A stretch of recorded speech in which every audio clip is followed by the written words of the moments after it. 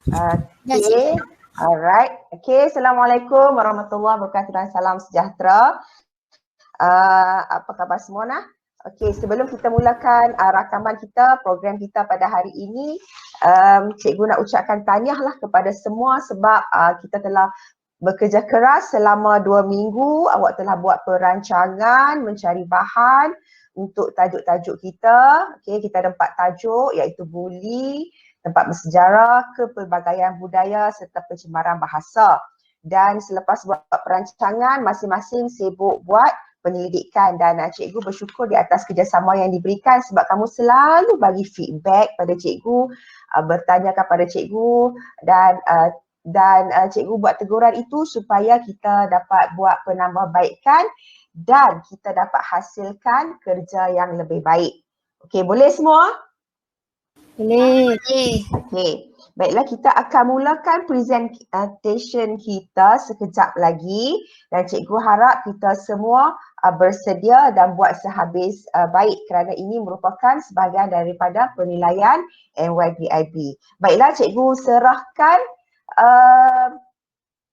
kita boleh mula serahkan kelas kita pada hari ini kepada moderator. Okey, Alia boleh mulakan acara. Semua kru diminta bersiap sedia. Ready semua kru? Ready cikgu. Alright. Okey, cikgu serahkan kelas kepada Alia Khatijah dengan Alia Iliana. Okey. Alia Khatijah, Alia Iliana boleh mula sekarang. Assalamualaikum warahmatullahi wabarakatuh dan salam sejahtera. Alhamdulillah, syukur kepada Allah Subhanahu Wa Taala kerana telah memberi kelapangan masa untuk kita sekali lagi bertemu dalam rancangan bersama 2K2. Apa khabar semua?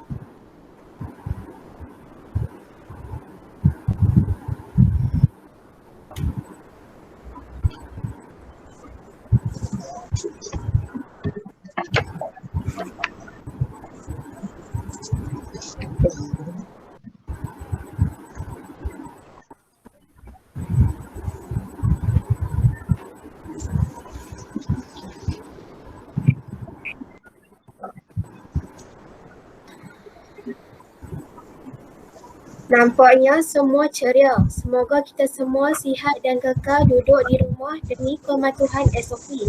Sebelum itu, mari kita lihat siapa yang berada di sebalik tabir. Kita sama-sama lihat slide. Inilah kru atau orang di belakang tabir bersama kita. Kita ada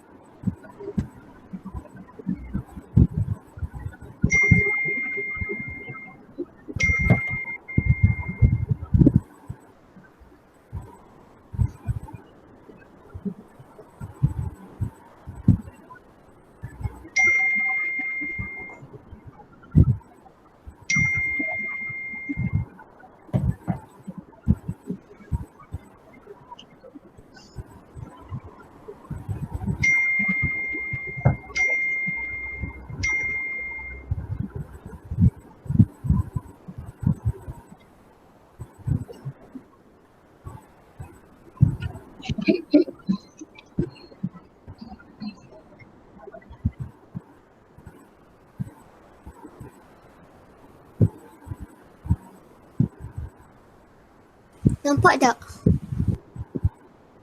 Nampak.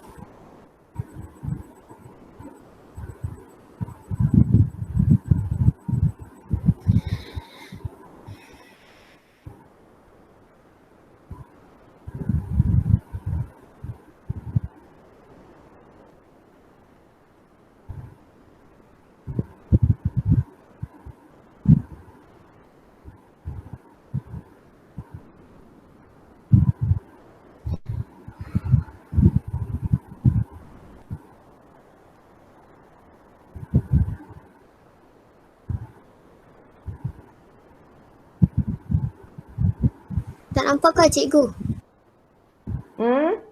Okey, baca je kru kita. Okey, baca kru kita, moderator. Baca je kru kita.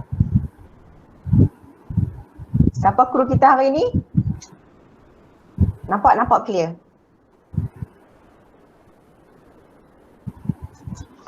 Moderator Nur Alia Iliana binti Muhammad Sabarudin dan Alia Khadijah binti Zaini Teknikal Nur Adni binti Abdullah dan Nur Syasha binti Muhammad Isham serta Nazar El-Syahani binti Asrul Hizal. Okey, kita pasang montaj dulu sebelum kita mulakan. Okey, sedia pasang montaj?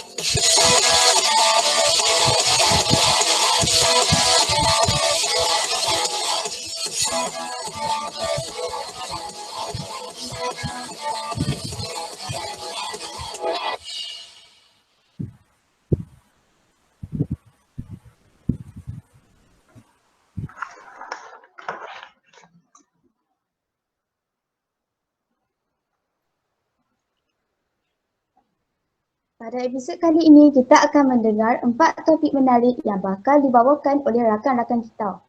Mereka telah menggunakan kemahiran menyelidik, kemahiran berfikir dan pengurusan diri dalam menyiapkan tugas masing-masing. Hari ini menggunakan kemahiran berkomunikasi, mereka bakal berkongsi dengan kita berkaitan langkah memartabatkan bahasa Melayu dan kesan pencemaran bahasa Melayu, kepelbagaian tempat bersejarah di Malaysia, kepelbagaian budaya bangsa di Malaysia dan gejala buli. Untuk makluman semua, pembentangan kita pada hari ini akan dinilai berdasarkan kriteria A, menganalisis untuk menjelaskan idea, kriteria B, menyusun fakta untuk memenuhi konteks tujuan, kriteria C, menghasilkan teks untuk menunjukkan pemikiran dan maklumat yang relevan, kriteria D, menggunakan bahasa lisan dan teknik komunikasi bukan lisan yang sesuai.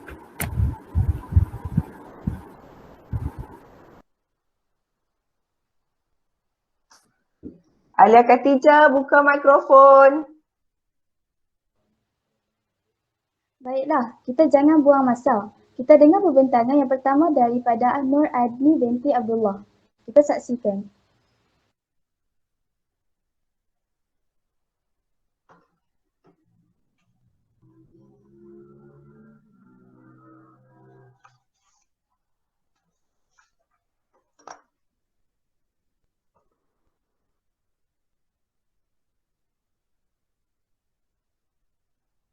Adni, buka mikrofon.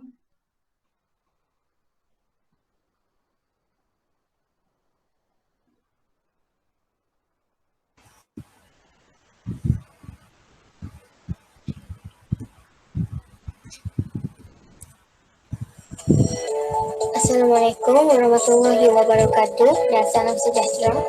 Saya Nur Adni binti Abdullah dari kelas 2K2. Hari ini saya ingin memberi sedikit ulasan berkenaan kes gejala buli yang semakin berleluasa. Buli dimaksudkan dengan perbuatan mengasari orang yang lemah dengan tujuan atau maksud untuk menunjukkan kuasa dan kekuatan masing-masing. Secara tidak langsung, ia menyebabkan mereka yang lemah mematuhi dan menghormati mereka yang kuat, dan perbuatan membuli merupakan perbuatan yang tidak baik serta boleh membuatkan orang lain menjadi mangsa serta boleh mendatangkan ketidakselesaan kepada orang lain. Seterusnya, kes buli berlaku akibat faktor-faktor tertentu seperti faktor media massa, rakan sebaya, keluarga, individu dan sekolah. Selain itu, terdapat beberapa jenis buli. Contohnya seperti buli fizikal, buli mental, buli cyber, buli jalanan dan buli pekerjaan. Buli fizikal terbahagi kepada 3, iaitu memukul, mengugut dan mencabul. Manakala buli mental terbahagi kepada 4, iaitu membabitkan emosi pelajar, mengejek atau mencerca, memaki hamun dan gangguan seksual. Hal ini berlaku kerana pembuli tidak mendapat kasih sayang yang cukup dan mempunyai masalah pengurusan kemarahan, kesulitan mengikut peraturan dan rasa hormat kepada pihak berkuasa dan beberapa masalah lain. Kes buli menyebabkan mangsa buli dan pembuli perlu menghadapi kesan tertentu. Contoh kesan kepada pembuli ialah pembuli boleh ditangkap dan dipenjarakan, pembuli boleh dikenakan tindakan disiplin atau dibuang sekolah, berkemungkinan menjadi penjenayah pada usia 24 tahun serta menjadi orang dewasa yang ganas.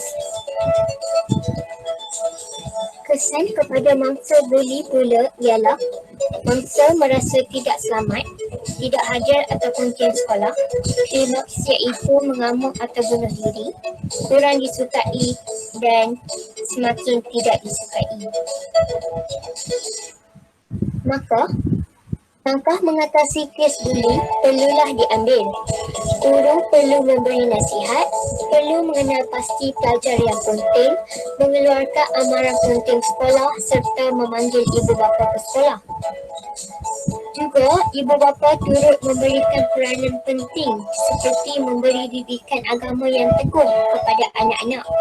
Peranan ibu bapa dan guru penting untuk menetapkan peraturan yang tegas di rumah serta di sekolah. Manakala peranan media massa mempunyai fungsinya tersendiri, biarpun penafsiran yang diberikan terhadap sesuatu media. Terdapat beberapa kes yang menyebabkan kes ini diambil serius oleh pihak atasan. Hal ini juga dipantau oleh guru-guru di sekolah serta asrama untuk menjaga keselamatan murid. Kesimpulannya, semua pihak perlu memainkan peranan dalam mengatasi masalah ini. Antaranya, memberi lebih autoriti kepada pihak berwajib untuk menangani masalah buli ini. Sebagai contoh, guru, polis dan sebagainya. Selain itu, kempen kesedaran tentang bahayanya buli juga perlu diberi penekanan. Akhir sekali, peranan ibu bapa dalam memerhatikan anak-anak turut perlu diberi perhatian.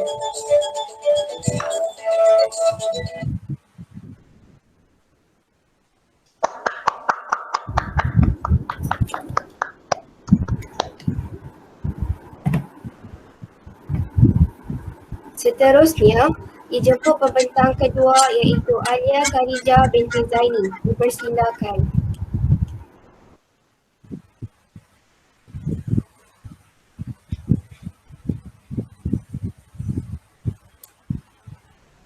Assalamualaikum dan salam sejahtera.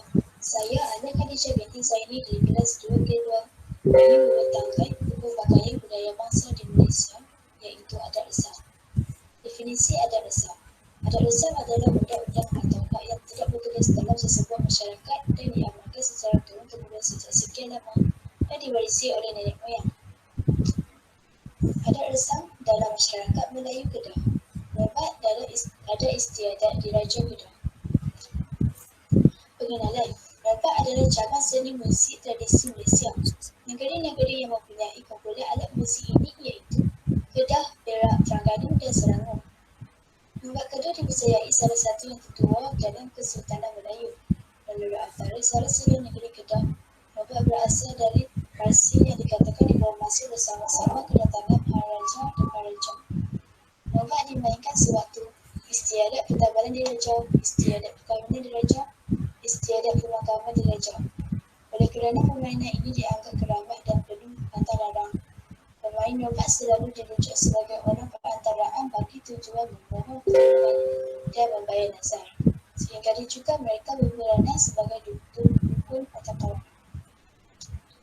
Pantang larang norbat. Alat muzik ini tidak boleh dipersendakan dan kedudukannya mesti tetap pada susunannya.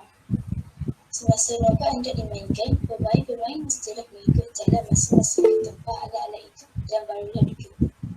Sesiapa juga dilarang melihat permukaan bawah kendang lahar ayam yang dipercayai diperbuat daripada kulit ibu mengandung. Alat norbat tidak boleh dimainkan untuk tamasya atau keramaian biasa dan tanpa perkenan raja. Pemain norbat juga dilarang mengajar semua lagu kepada penggantinya. Keadaan ini menjelaskan sebab lagu-lagu norbat semakin berkurangan dalam setiap generasi. Kepentingan kepelbagaian budaya bangsa di Malaysia mencerminkan budi pekerti masyarakat Malaysia, memupuk paduan negara, menegakkan kesinambungan tamadun, menarik perhatian pelancong luar, melambangkan identiti sesebuah negara. Kesimpulan, adat resah perlu dipelihara dengan baik supaya tidak ditelan zaman kini dan seterusnya. Hal ini supaya generasi yang datang dapat mengenali kepelbagaian kaum, adat resah, permainan tradisional, pakaian tradisional dan alat muzik tradisional. Dan akhir sekali ialah bahan rujukan.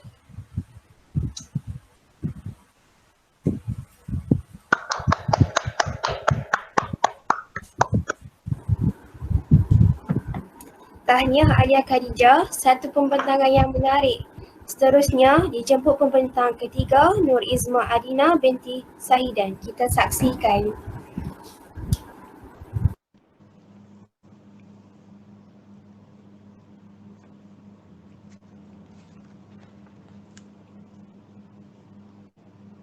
Assalamualaikum warahmatullahi wabarakatuh, cikgu dan semua rakan-rakan saya, rakan-rakan 2K2. Saya ni Izma Adina binti Sahidan akan membentangkan tentang tugasan saya yang bertajuk gejala buli.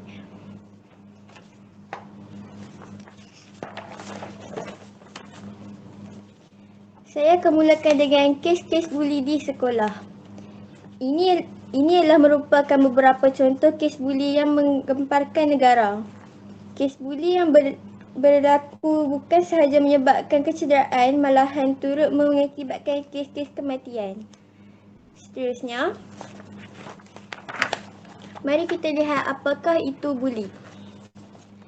Definisi buli. Buli bermaksud mengasari orang yang lemah dengan tujuan untuk menunjukkan kekuatan masing-masing. Selain itu, buli bermaksud tingkah laku agresif sama ada dalam bentuk fizik atau psikologi yang dimaksudkan secara berulang kali untuk mendatangkan perasaan tidak selesa kepada mangsa buli. Baik, seterusnya. Bila akan berlakunya buli?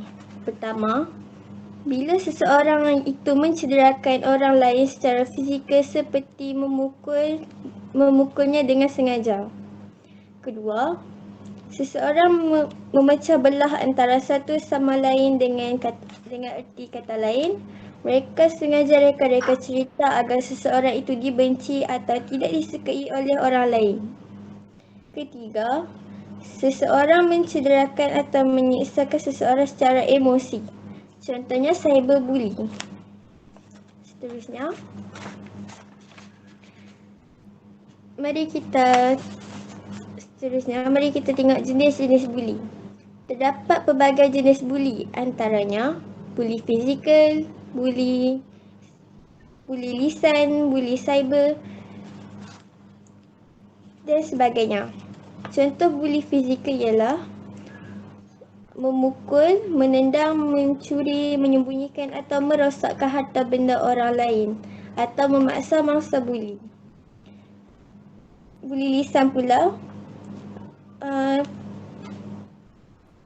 Buli lisan pula dilakukan secara percakapan, mengusik atau menghina, menyebarkan khabar angin atau fitnah, mengancam dan mengejek orang lain. Cyberbuli pula buli yang berlaku secara atas di alam maya. Kita menggunakan teknologi seperti alat elektronik seperti telefon bimbit dan sebagainya. Seterusnya,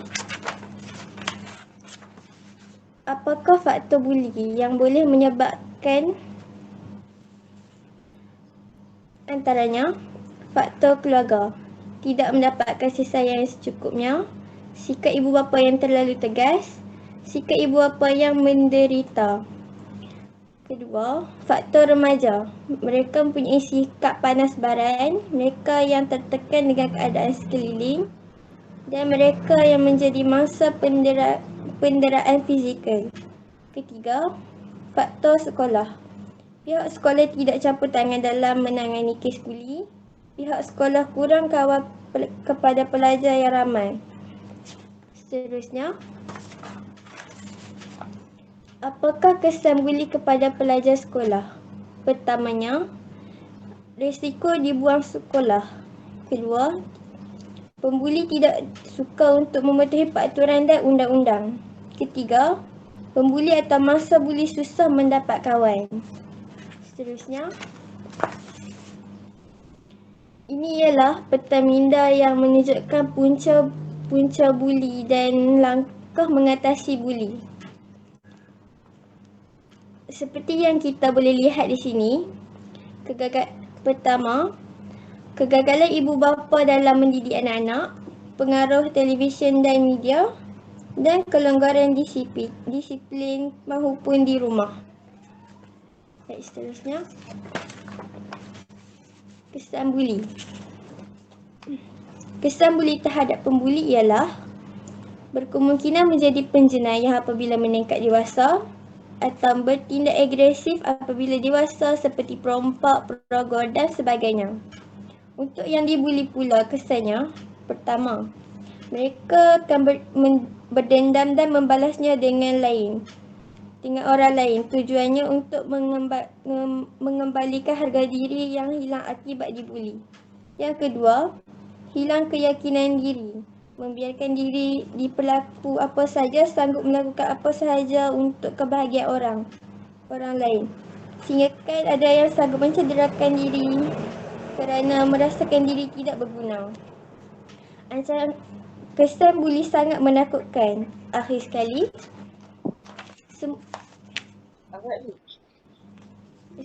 semua pihak memainkan peranan dalam mengatasi masalah ini. Punca berlakunya kes buli kerana sikap manusia yang kurang pegangan agama, kasih sayang dari ibu bapa.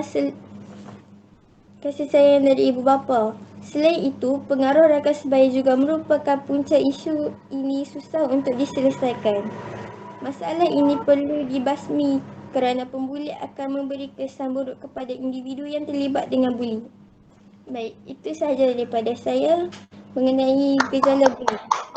Harap rakan-rakan setuju dengan saya.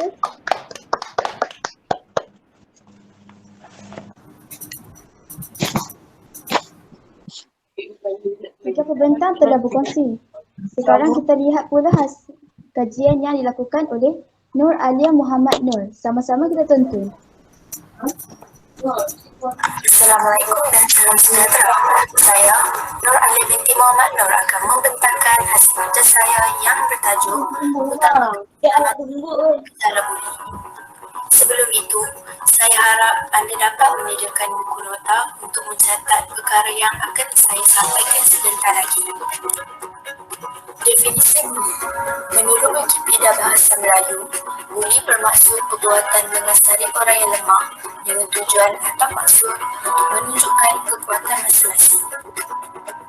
Seterusnya, jenis-jenis buli. Dua bentuk buli yang utama iaitu A. Buli fizikal, memukul, memeras tubuh, menampar atau menembak hingga menyebabkan kecederaan dan kematian.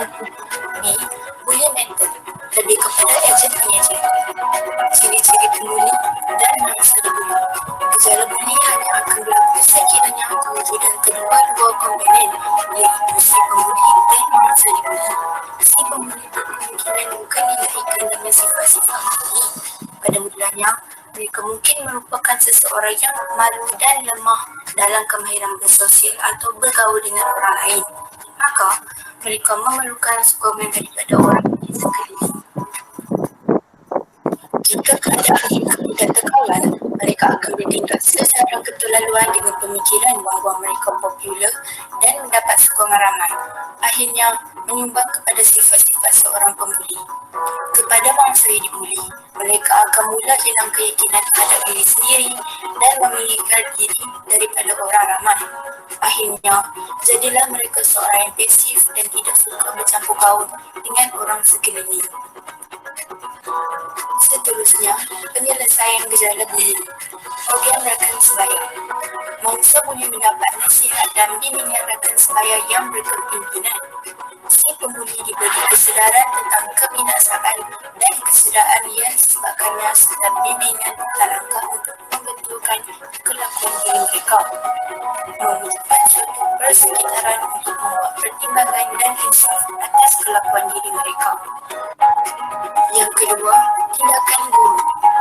Guru mestilah bersikap perhatian terhadap persekitaran, melancarkan program-program intervensi, memastikan dan memberikan suatu suasana yang selamat bagi semua pelajar di sekolah, mengadakan sesi main peranan tingkah laku empati atau tidak agresif dengan pembuli. Latihan asertif pula perlu diadakan dengan mangsa. Kesimpulannya, sekolah perlu mengakui bahawa masalah ini wujud dan ia menyakitkan pelajar. Pihak yang bertanggungjawab perlu memikirkan dengan serius tentang masalah buli dan cuba melaksanakan bagaimana hendak mengatasinya atau menghalangnya daripada berlaku. Terima kasih kepada anda yang telah sudi mendengar maklumat yang telah saya sampaikan hari ini. Sekian, terima kasih.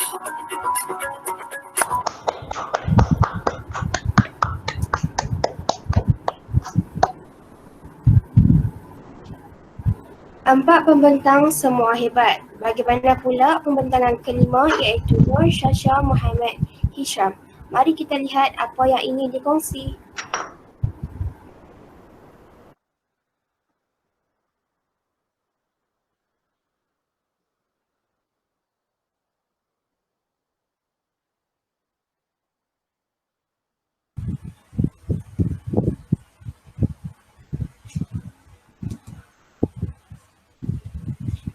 Assalamualaikum warahmatullahi wabarakatuh. Nama saya Nur Syasha Muhammad Hisham dari kelas 2K2. Hari ini saya akan memperbentangkan tentang kepelbagaian budaya bangsa di Malaysia yang bertemakan makanan tradisional di Malaysia. Objektif kajian ini adalah untuk mengkaji dan mempelajari sejarah tentang setengah makanan tradisional rakyat Malaysia dengan lebih mendalam yang dapat menanam semangat cinta akan warisan masyarakat tempatan dan bersyukur terhadap kewujudan adat Islam yang masih kekal sehingga ke hari ini. Seterusnya, makanan tradisional sangat popular dalam kalangan masyarakat kita di Malaysia yang kaya dengan pelbagai adat dan budaya. Terdapat pelbagai makanan tradisional mengikut kaum di Malaysia. Makanan tradisional terbahagi kepada makanan basah dan makanan kering. Antaranya ialah nasi lemak, tosai dan tapu. Kuihnya pula ialah dodol, kari pauk dan bahulu. Makanan tradisional ini semakin hari semakin popular hingga ke peringkat antarabangsa. Makanan tradisional boleh diibaratkan seperti tak lapuk di hujan, tak lekang di panas. Maksud peribahasa seperti tak lapuk di hujan, tak lekang di panas ialah adat yang tidak berubah ataupun sesuatu yang tak utuh. Antara makanan tradisional kaum Melayu ialah lemang.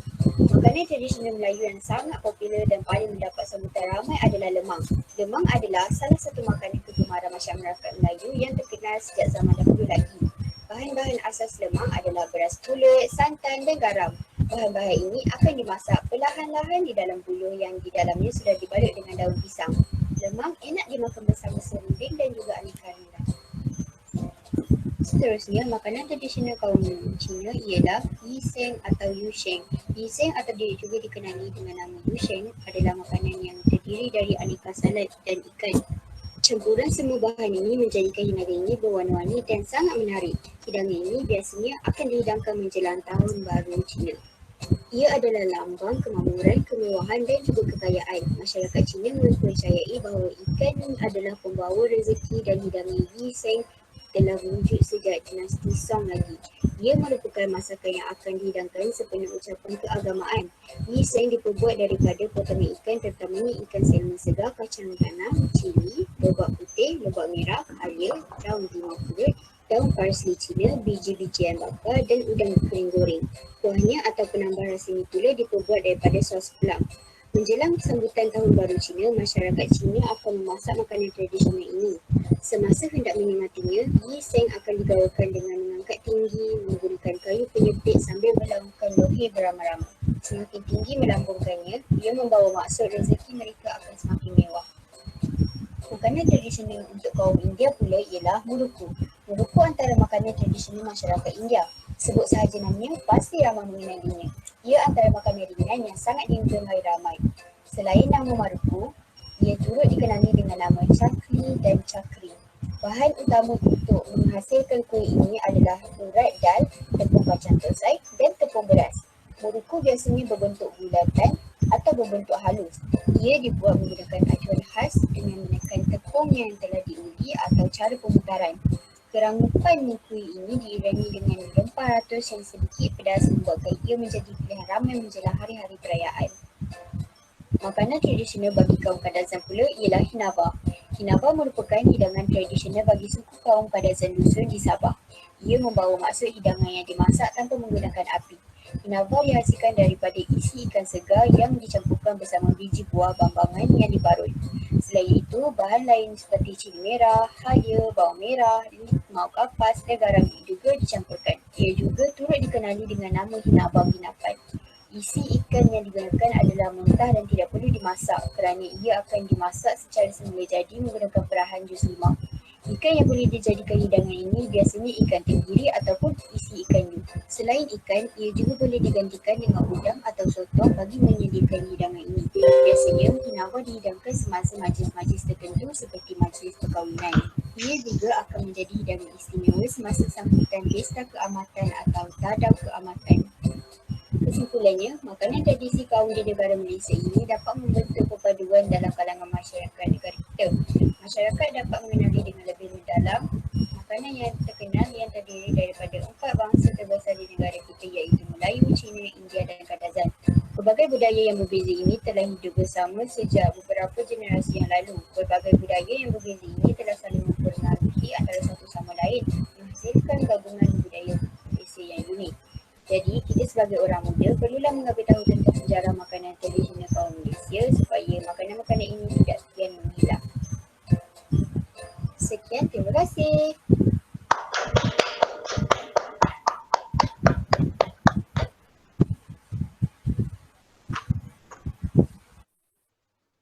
Baiklah, kita jangan buang masa. Kita dengar perbentangan yang ke-6 daripada Nazar Alishahani bin Fizal. Sama-sama kita kutip maklumat.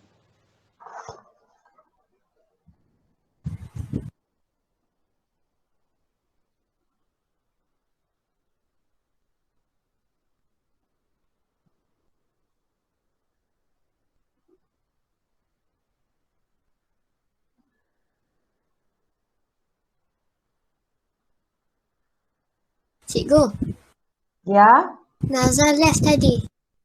dia line dia slow kot. Nazar, tu Nazar dah masuk. Okey, alright. Alright, teruskan. Cikgu, saya tak boleh buka mic cikgu. Buka kamera cikgu. Tak apa ke? Tak apa. Okey, tak apa sebab line kamu slow cikgu tengok. Okey, boleh mula. Teruskan. Assalamualaikum kepada guru dan rakan-rakan sekalian. Saya Nazar Alishahani binti Asrizal akan membentangkan kajian saya yang bertajuk Kepelbagaian Budaya di Malaysia. Kajian saya ini banyak tertumpu kepada adat resam dan pantalaran setiap kaum di Malaysia. Berikut merupakan objektif saya untuk kajian ini. Yang pertama, untuk mengkaji tentang keunikan budaya bagi setiap kaum di Malaysia. Kedua, mengetahui pantang larang dan adat resam setiap kaum di Malaysia. Ketiga, menghayati kepentingan adat resam dan pantang larang dan budaya setiap kaum di Malaysia terhadap negara. Yang keempat, mendalami pengetahuan mengenai kepentingan amalan pantang larang. Di bawah adalah cara saya mendapatkan maklumat untuk kajian ini. Yang pertama, melalui guru mata pelajaran iaitu Puan Zuridah Hanim. Dan kedua, melalui cara internet iaitu Google dan laman blog. Pengenalan. Adat resam dan pantang larang merupakan sesuatu yang penting bagi kaum dan masyarakat yang tertentu. Ia bertujuan demi kesejahteraan dan kebaikan seseorang pada zaman dahulu. Tetapi di zaman moden ini, pantang larang, adat resam serta budaya telah kurang diamalkan dan diabaikan oleh masyarakat masa kini kerana kemajuan teknologi dan pengaruh budaya barat. Namun pada itu, ada juga yang masih mengamalkan adat resam dan pantang larang. Kita sebagai rakyat Malaysia perlulah mengetahui adat, budaya dan pantang larang setiap kaum dan masyarakat di Malaysia kerana ia sangat penting bagi seseorang. Adat resam dan pantang larang bagi setiap kaum di Malaysia.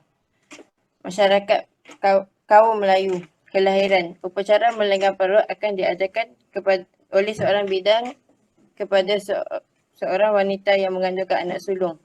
Adat ini juga dipanggil kirim perut oleh masyarakat Melayu di bahagian utara Semenanjung Malaysia dan setengah tempat lain dikenali sebagai mandi tian.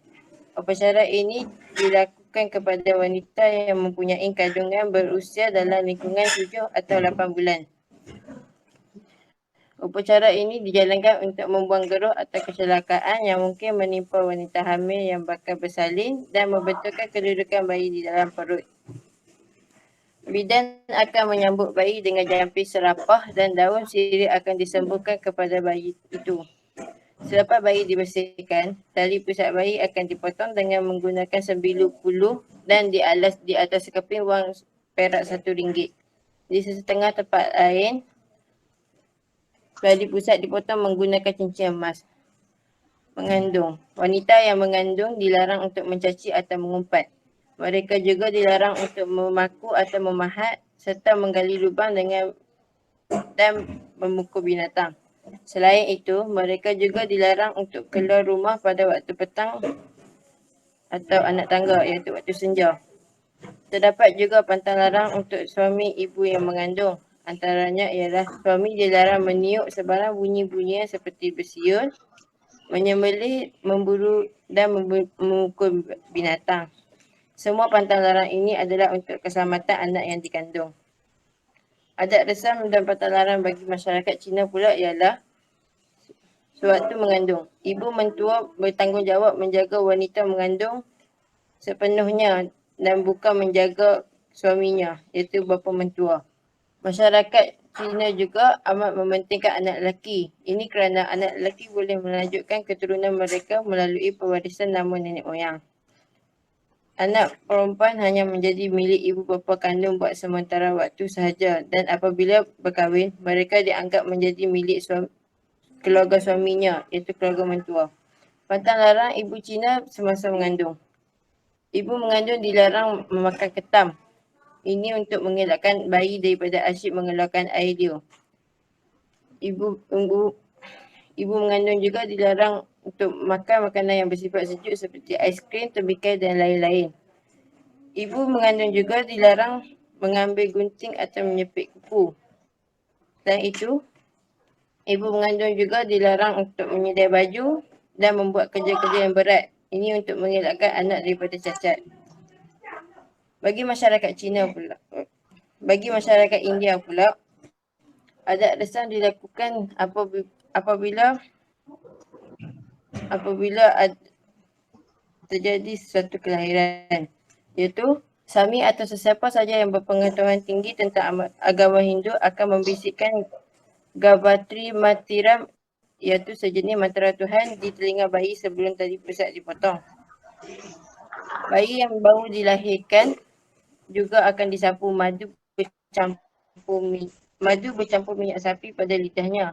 Minyak Savenite yang merupakan campuran minyak bijan minyak lengan dan bambu juga kadang-kadang digunakan untuk kecantikan dan supaya bayi tidak diserang sebarang penyakit. Sebelum bayi dibawa masuk ke rumah, upacara alati akan dilakukan untuk mengelakkan bala atau sebarang malapetaka daripada berlaku. Ibu dan bayi akan diasingkan dari ahli keluarga dan orang luar daripada melawat kecuali untuk tujuan perubatan selama 2 minggu. Amalan mendodoi bayi merupakan upacara yang paling penting dalam masyarakat India. Upacara mendodoi juga dikenali sebagai talatu yang bermaksud penggoyangan lidah. Upacara ini dimulakan dengan ucapan araro ariraro atau cerita-cerita nasihat. Ia bertujuan agar bayi tersebut menjadi seorang yang berguna. Dalam tempoh 2 bulan selepas bersalin, si ibu perlu menghindarkan diri daripada melakukan kerja-kerja yang berat. Masyarakat India mengamalkan tempoh berpantang selama 60 hari. Pada tempoh hari yang pertama, saudara mara dan jiran tidak digalakkan melawat ke rumah bayi yang baru dilahirkan kerana takut mengganggu bayi yang baru lahir dan menyebabkan dia terkejut. Bagi ibu yang mengandung, bagi masyarakat India terdapat juga beberapa pantang larang yang perlu diamalkan oleh seorang ibu yang mengandung. Yang pertama, mereka dilarang keluar rumah berseorangan pada waktu malam. Mereka juga dilarang tidur pada waktu siang atau tidur berlebihan. Akhir sekali, ibu mengandung juga dilarang melakukan sebarang perbuatan-perbuatan buruk seperti mengumpat, membuat fitnah, bergaduh, menyembelih binatang dan sebagainya. Bagi kaum Iban, upacara pontong akan diadakan selepas kelahiran.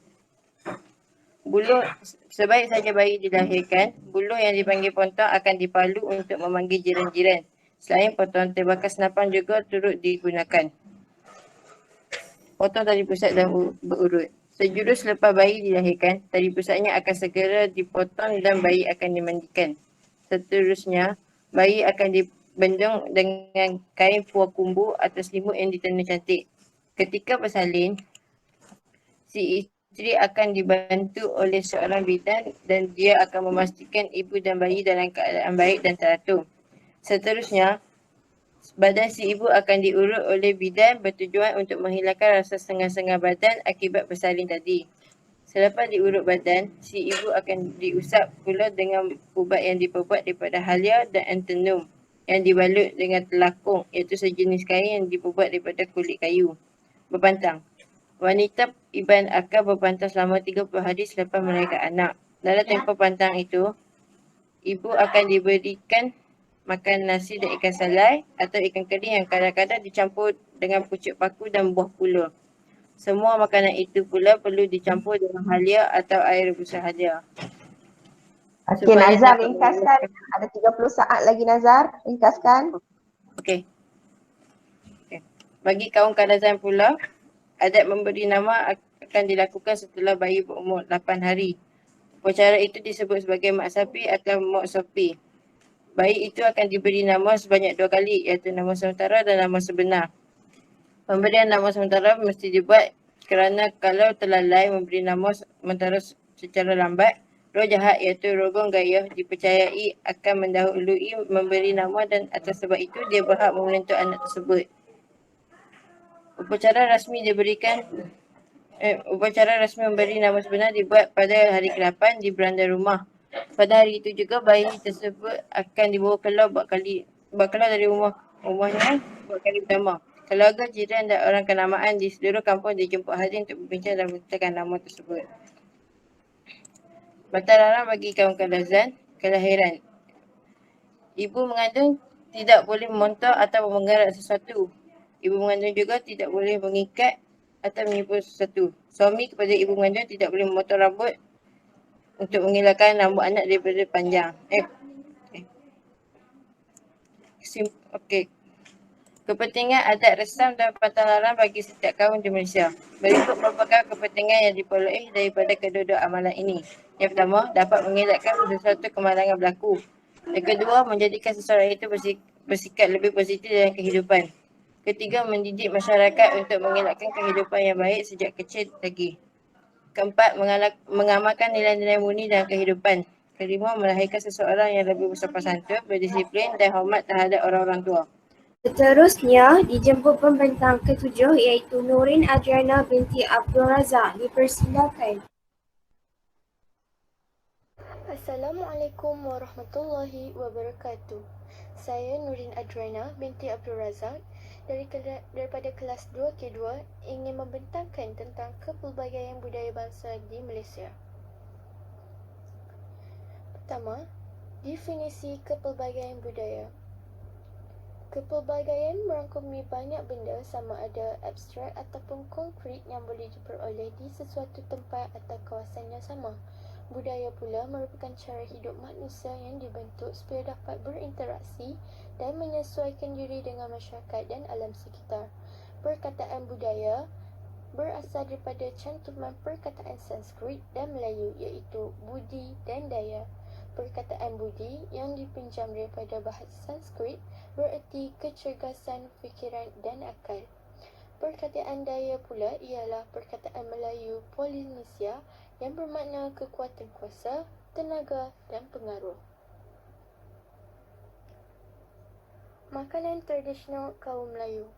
Zaman dahulu, masyarakat Melayu mendapatkan bahan asas makanan yang berada di sekeliling mereka sahaja.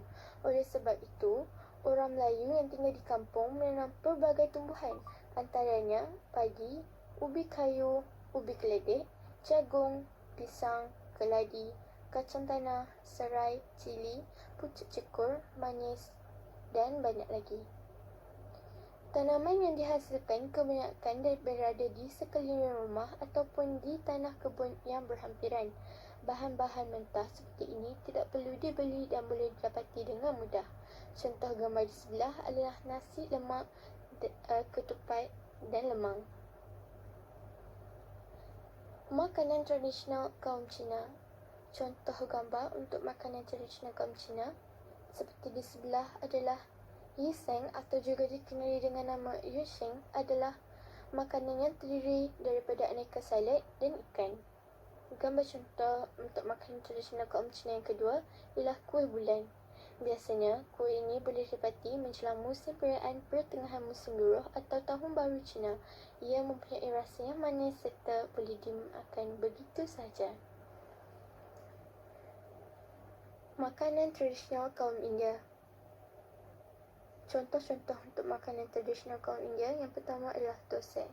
Ada juga yang menggelarnya dosai ataupun dosai, dosha, tosai atau juga cakuli. Pelbagai pilihan tosai yang boleh dicuba seperti tosai telur, tosai cili, tosai bawang, tosai rawa, tosai ghee dan sebagainya. Yang kedua, idli. Idli merupakan kuih yang juga berasal daripada India. Ia mempunyai pelbagai jenis seperti sana, ref atau sambar idli. Akhir sekali, rumusan. Setiap individu seharusnya peka dengan kewujudan budaya yang pelbagai di Malaysia dan tidak menggunakan alasan perbezaan budaya sebagai punca yang menghalang pergaulan antara kaum. Dengan mencari maklumat tentang suatu kaum, ini dapat mengeratkan lagi hubungan sesama kaum. Sekian, terima kasih. 7 pembentang telah berkongsi. Sebelum kita teruskan, diingatkan kepada semua rakan penonton agar mengisi kehadiran yang telah diletakkan di ruangan chat. Mohon bertindak segera. Sekarang kita lihat pula hasil kajian yang dilakukan oleh Nurin Adriana binti Azhar. Sama-sama kita tonton. Assalamualaikum warahmatullahi wabarakatuh. Pada hari ini, saya Nurin Adriana Patricia binti Azhar akan membentangkan asesmen bahasa Melayu yang bertajuk gejala buli. Buli ialah perbuatan mengasari orang yang lemah dengan tujuan atau untuk menunjukkan kekuatan masing-masing.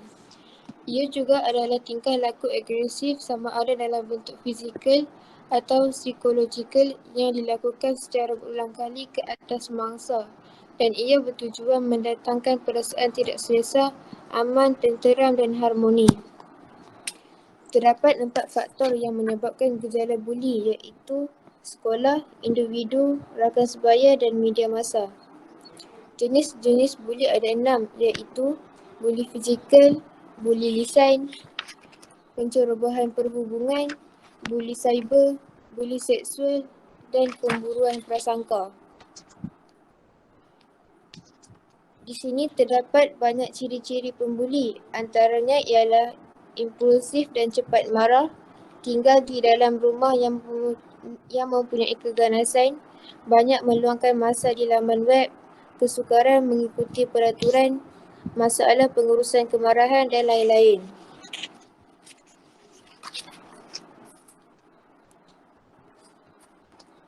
Kesan-kesan buli terhadap pembuli itu sendiri ialah pembuli boleh ditangkap dan dipenjarakan, dan pembuli boleh dikenakan tindakan disiplin atau dibuang sekolah.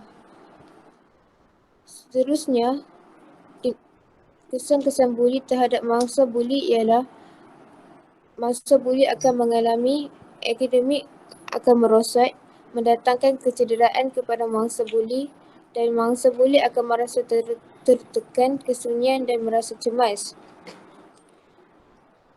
Kesan-kesan buli terhadap pemerhati ialah pemerhati akan takut untuk bersuara, berasa tidak berkuasa untuk membantu mangsa kerana takut pembuli tersebut akan mengalihkan sasarannya daripada mangsa kepada diri mereka, dan kehilangan rasa empati, tidak peduli dengan mangsa buli kerana bukannya mereka yang sedang dibuli.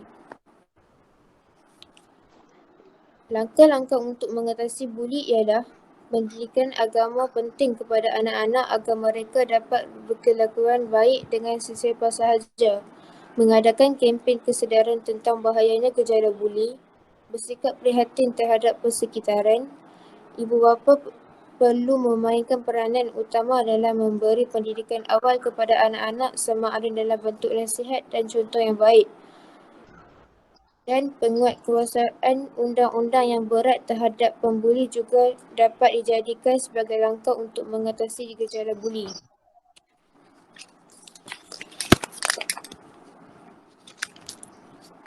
Kesimpulannya, semua pihak perlu memainkan peranan dalam mengatasi masalah ini.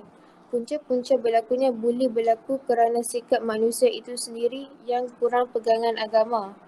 Pengaruh rakan sebaya juga merupakan punca isu ini sukar untuk diselesaikan, dan pengaruh media massa serta amalan dan polisi sekolah yang longgar. Sekian, terima kasih.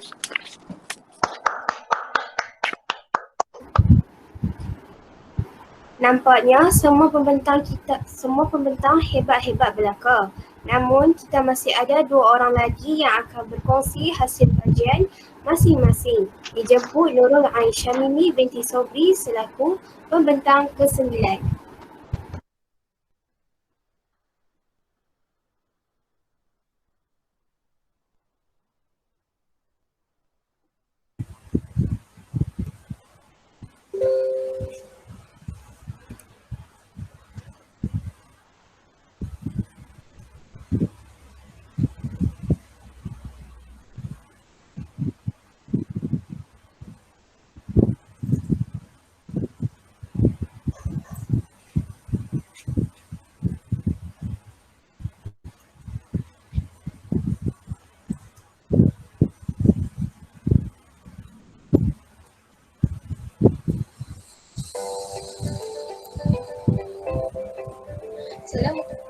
Assalamualaikum warahmatullahi wabarakatuh. Saya Nurul Ain Syamimi dari kelas 2 K2 yang membentangkan tajuk gejala buli. Apakah yang dimaksudkan dengan buli? Pembulian bermaksud perbuatan yang berniat menunjukkan kekuatan, membentuk atau mencederakan orang yang tertentu yang dilihat berkeadaan lemah berbanding si pelaku dengan mengasari atau mendera mangsanya. Buli merupakan aktiviti tingkah laku berulang yang agresif yang bertujuan untuk menyakiti individu lain secara fizikal, mental maupun emosi. Faktor-faktor buli yang berlaku di kalangan pelajar. Faktor remaja membuli dan faktor masa dibuli. Bagi faktor remaja membuli ialah tekanan perasaan, pengalaman masa lalu, keadaan keluarga dan pengaruh rakan sebaya. Bagi faktor masa dibuli pula ialah seorang pemalu, bersikap pasif, kekurangan upaya dan status sosial. Jenis-jenis buli. pertama buli lisan, yang kedua buli fizikal, yang ketiga buli sosial atau hubungan, yang keempat buli cyber dan yang kelima kebulian secara amal. Kesan-kesan yang berlaku pada mangsa buli. Secara umumnya, kejadian buli memberi kesan yang mendalam kepada mangsanya. Mangsa buli akan menghadapi kesan jangka pendek dan jangka panjang. Kesan perbuatan buli bukan sahaja memberi kesan kepada fizikal atau emosi, malah memberi kesan juga kepada sistem pembelajaran dan pengajaran di sekolah. Kesan jangka pendek yang dialami mangsa buli dapat dilihat dari segi psikologikal, fizikal, sosial dan pembelajaran. Langkah-langkah mengatasi buli. Ibu bapa perlu memainkan peranan utama dalam memberi pendidikan awal kepada anak-anak, sama ada dalam bentuk nasihat dan contoh yang baik. Peranan media massa juga amat penting dalam membendung masalah buli di kalangan pelajar. Pihak sekolah juga memainkan peranan yang penting dalam membendung gejala buli. Hal ini kerana apabila seseorang pelajar berada di sekolah, mereka terikat dengan undang-undang dan peraturan sekolah. Sebagai contoh, pelajar perlu diingatkan tentang keburukan amalan buli terhadap diri sendiri dan pihak lain. Pelajar-pelajar pula perlu memilih kawan yang baik. Hal ini kerana rakan sebaya juga boleh mempengaruhi tingkah laku seseorang pelajar. Kes-kes buli. Terdapat beberapa kes kecederaan serius seperti mangsa telah ditumbuk, ditendang dengan papan lapis amari serta ditumbuk dengan menggunakan rantai besi. Akibat serangan tersebut, mangsa mengalami kecederaan di beberapa bahagian badan termasuklah di bahagian dada dan mata kanannya. Kesimpulan, semua pihak perlu memainkan peranan dalam mengatasi masalah ini. Jika diteliti secara tulus, punca-punca berlakunya buli berlaku kerana sikap manusia itu sendiri yang kurang pegangan agama dan kasih sayang daripada ibu bapa. Selain itu, pengaruh rakan sebaya juga merupakan punca isu ini sukar untuk diselesaikan. Pengaruh media massa serta amalan dan polisi sekolah yang longgar juga menjadi punca kenapa isu ini terus berleluasa. Masalah ini perlu dibasmi kerana buli akan memberi kesan buruk terutamanya kepada individu yang terlibat dengan buli. Yang terakhir ialah sumber rujukan. Sekian sahaja pembentangan daripada saya. Terima kasih.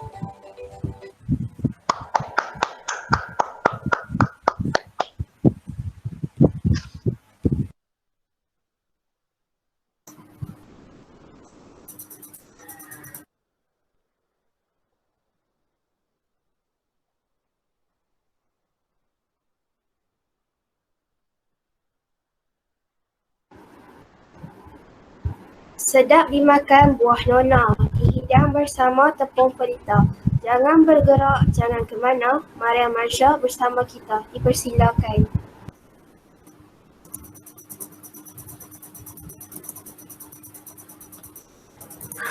Assalamualaikum warahmatullahi wabarakatuh. Saya Maria Marsha binti Mama Isri dari kelas 2K2 ingin membentangkan pembentangan tentang gejala buli.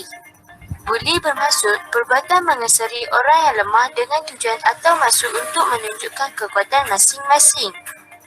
Antara jenis-jenis buli ialah buli fizikal, buli bahasa, buli isyarat, peras ugut dan buli perhubungan. Selain itu, ciri-ciri mangsa buli ialah status rendah, tiada kuasa, tiada atau kurang kawan, tiada pengaruh, berbadan kecil dan sebagainya. Seterusnya, punca gejala buli ialah disebabkan oleh ibu bapa, rakan sebaya, sekolah, pernah dibuli, rasa tidak puas hati, tidak masa, lemah dalam pelajaran dan inginkan perhatian. Antara kesan-kesan terhadap masa buli ialah dari segi sosial, kurang disukai, semakin tidak disukai, rasa tak selamat, tak hadir ataupun sekolah, klimaks pengamuk atau bunuh diri. Buli ini selalunya berlaku di sekolah berasrama penuh. Antara tempat gejala buli ialah dalam dom, padang, dalam kelas, kantin, tandas, dewan makan, surau atau bilik kosong. Adakah anda mengenal pasti ciri-ciri buli? Ciri-ciri buli terbagi kepada dua, iaitu pembuli dan mangsa buli. Contoh pembuli ialah Pelajar senior lelaki dan perempuan bertubuh tegap, sihat fizikal yang menampakkan kekuatan, pernah mengalami peristiwa pahit menjadi mangsa buli. Contoh mangsa buli ialah pelajar senior lelaki dan perempuan, saiz fizikal yang kecil, nama yang agak pelik atau ganjil, rupa paras yang kurang menarik, berkulit gelap, rupa paras yang menarik, aktif ko-kurikulum dan ko-kurikulum. Punca-punca buli dan langkah-langkah mengatasinya. Punca buli, kegagalan ibu bapa dalam mendidik anak-anak, sifat mesra dan mudah didapati oleh guru dan rakan, kelonggaran disiplin di sekolah maupun di rumah. Langkah-langkah mengatasinya, memberikan didikan agama dan moral, masa yang kualiti dalam keluarga diperlukan dan pengaruh televisyen dan media. Sekian saja dari saya. Terima kasih. Assalamualaikum warahmatullahi wabarakatuh. Assalamualaikum warahmatullahi. Begitulah sebentar tadi perkongsian hebat rakan-rakan kita dalam 4 tema kemasyarakatan. Hebat bukan? Namun, masa mencemburui kita. Sebelum kita melabuhkan tirai, semua rakan diingatkan untuk mengisi kehadiran dalam link yang telah disediakan oleh teknikal kita iaitu Nazar. Tanya kepada semua pembentang.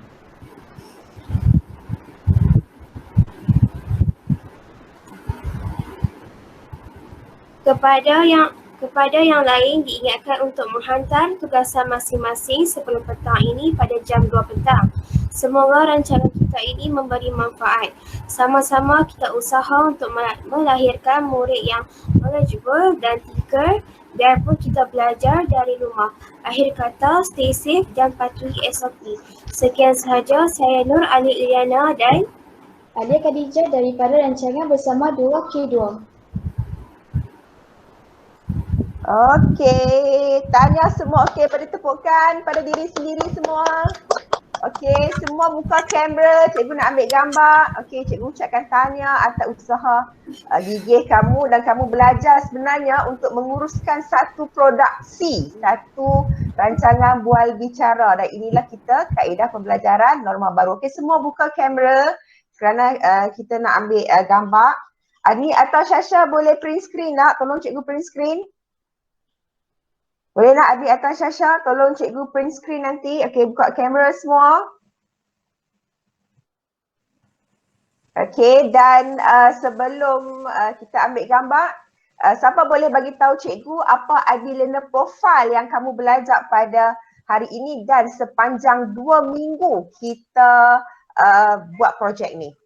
Okey, siapa boleh bagi tahu cikgu ID learner profile? Okey, bagi tahu je. Buka kamera, buka kamera, buka. Knowledgeable, okey lagi? Risk taker. Risk taker, bagus. Lagi? Open minded. Bagus, open minded lagi. Okey, open minded bagus. Knowledgeable lagi. Okey, kamu ada pengetahuan untuk menguruskan aktiviti, pengetahuan mencari maklumat, buat research. Risk taker, kamu berani. Okey, lagi? Thinker. Yes, kamu thinker, menjadi seorang pemikir, cikgu bagi masalah, bagi soalan dan kamu boleh menguruskan dengan cemerlang. Okey, Syasha dengan Ani boleh screenshot tak?